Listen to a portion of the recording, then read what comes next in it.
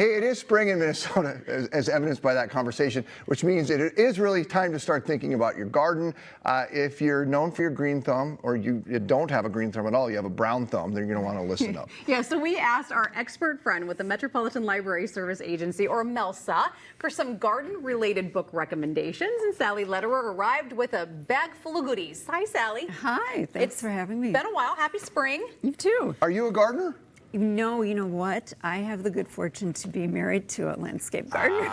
That's Is nice. your landscape gardener familiar with the big box store ferns that you Oh my, referenced? probably, probably. If yeah. not, you can surprise them by picking one up on the way home tonight. Right. All right, so you brought some books for, like, I love the DIYs, but then you have this Right. other area of books that are like kind of garden books, but more for those who are into maybe fiction or nonfiction. Right. Yep. So yeah, you can get inspired by kind of reading these fiction books, and then if you really want to get into it, you can grab a nonfiction and do some DIY. tangible. So it's Yep. a fiction book. It takes place in a garden, or what's the setting? Yeah, definitely. So like if you start with the Sparrow Sisters, that one, the Sparrow Sisters are sort of a founding family of this place called Granite Point. And there's three sisters, Sorrel, Nettie, and Patience. Sorrel handles the flowers, part of their garden and wedding bouquets, Yeah. that kind of thing. Nettie does the fruit and vegetable stuff. And then Patience does the herbs, and she concocts these salves and like potions. So Yeah. Patience is the trouble one, isn't she? I can tell. Yes, and yes, without any spoilers, something bad does happen with one of her salves, but everything grows super abundantly in their garden. Like no one else in Granite Point can, get anything to happen, and magically theirs is amazing. That's so interesting. it's in the genre of magical realism. I was going to say, yeah. Yeah, it's very good, and the descriptions are fantastic. So yeah, right. that's one example that Next would is get you interested. Yeah. The Heirloom Garden? Yes, okay, that's by Violet Shipman. This is historical fiction. Most of the action takes place in 2003, but Iris, the woman who owns this magical garden, her husband died in World War II. She's lost a child to an illness, so she's been a recluse, kind of, and then she rents a cottage, this is on the shore of Lake Michigan, to a family with a young girl. And Iris and this young girl, Connect. she starts, having her help in her garden.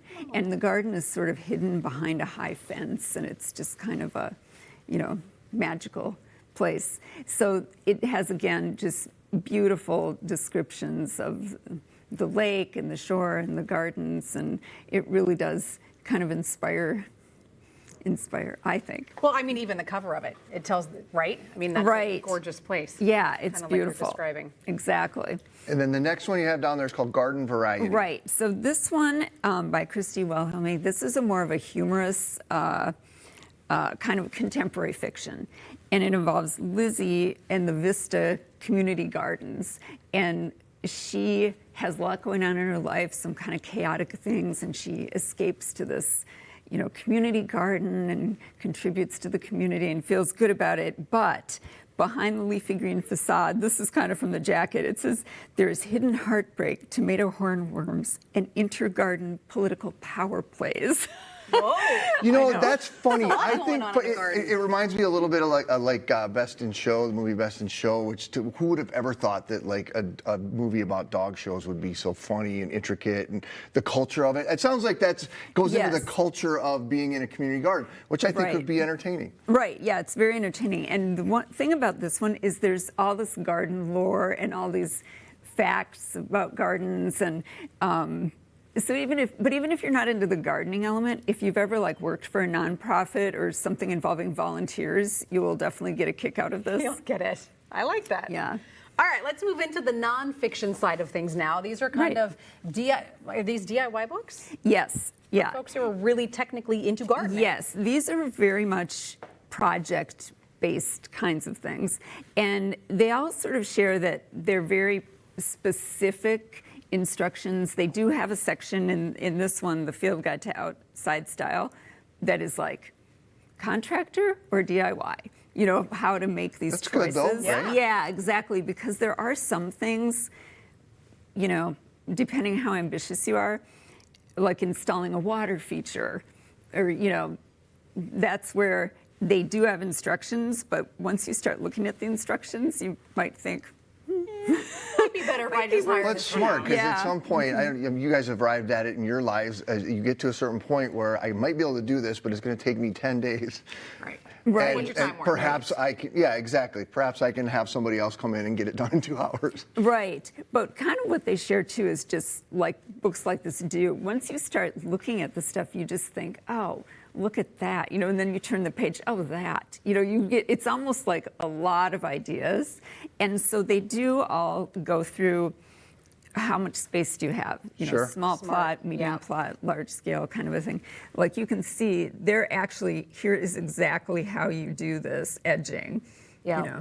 very specific how and to. This time of year, I mean, finally the ice is gone, but the gardens are just the leftover from last year and everything is dead and brown. And so I think everyone has really big goals and aspirations of what it could be. And these books do give you a lot of really great ideas. But I think looking at something like this also helps you, okay, let's truly think about how is my garden facing, right? How much space do I truly have? What climate am I in? What zone plants do I need? And I feel like these books kind of help with all of that. Right, and just how much time are you going to want to, put in? These all require, of course, attention and maintenance ongoing. And That's my biggest problem with gardening. It takes work. This last one down here, this is the urban garden. I know a Right. lot of people are doing that. They're growing tomatoes out on their patio or whatever it might be. Yep, this one I think is a little more scalable. This isn't so much these humongous, projects, but if you do want to grow food and, plants on your deck even, like you can do it. So that one is, I think, a little more, anybody could probably Sure. pick some of Tangible. these up. Because Yeah. container gardens are really huge right now. I mean, the idea of a garden built into your backyard landscape may be a little much, but the container gardens are huge, and you're right, anyone can do it. And you Yeah. can probably get a lot of great ideas about what grows in Minnesota. Yes, in those. exactly. Yep. The library also offers something that's really cool too, as far as Ask the Master Expert series when it comes to gardening. Right. So all of the public libraries in the 7-county metro have Ask a Master Gardener. Those are already starting this month. April is the time when people want to gear up. sense. Yeah. And they also have Introduction to Vegetable Gardening, Introduction to herbs and stuff like that. So they have a lot of free classes and programs. I like the idea too. Have you ever been to one of those? Maybe your wife has, maybe Kate has. Sure. But like people will bring in seeds that they've cultivated Yes. from last year's Oh, crops. people and are then really they, into that.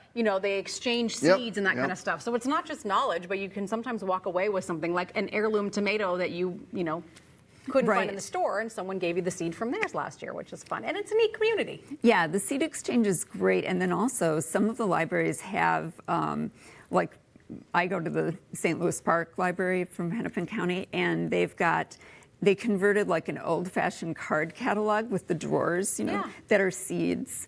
Oh, that's You cool. can just grab them. And you can just help yourself. Good idea. Yeah. Love it. Sally, thanks for you. stopping by. Good to sure. see you. Thank you. You folks at home, you want to learn more about the library's resources for gardeners, head to minnesotalive.com. You'll find a link there, as well as upcoming events that Sally just mentioned and information about all of the picks.